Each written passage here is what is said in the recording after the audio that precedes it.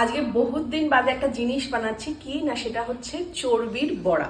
তো আগে এটা খুব বানানো হতো, আজকে অনেক দিন পর বানানো হচ্ছে। খাসির মাংসের চর্বিটা গরম জলের ভেতর আমি সোক করে রেখে দিয়েছি কিছুক্ষণ, তাহলে কি হবে, নোংরাটা ধুয়েও যাবে আর চর্বিটা একটুখানি নরম হবে।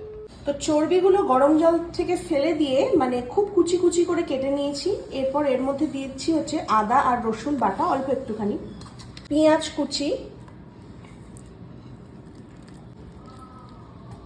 নুন, কর্নফ্লাওয়ার না থাকলে ময়দা দিলেও হবে। এবার সব কিছুকে খুব ভালো করে চটকে মেখে নিচ্ছি। এতে জল দেওয়ার দরকার নেই, চর্বিতে যে জলটা আছে তাতেই হয়ে যাবে। দেখো আমি কিন্তু এক ফোঁটাও জল দিইনি, চর্বির যে জলটা আছে সেইটাতেই কিন্তু কর্নফ্লাওয়ারটা ভালো করে মেখে নিয়েছি। এইবার একটু করে করে নিচ্ছি, বড়ার মতন শেপ দিচ্ছি, মাঝে একটুখানি করে এরকম গর্ত মতন করছি। আর এখানে আমি যে চিজ কিউব হয় না, সেই চিজ কিউবগুলোকে ছোট ছোট টুকরো করে কেটে রেখে দিয়েছিলাম। এবার এখান থেকে একটা করে চিজের কিউব নেব, এই যে গর্ত করা ছিল এর ভেতরে এইভাবে ঢুকিয়ে দিচ্ছি, দিয়ে এটাকে পুরো বন্ধ করে একটা গোল গোল পাকিয়ে একটা করে বড়ার শেপ দিচ্ছি।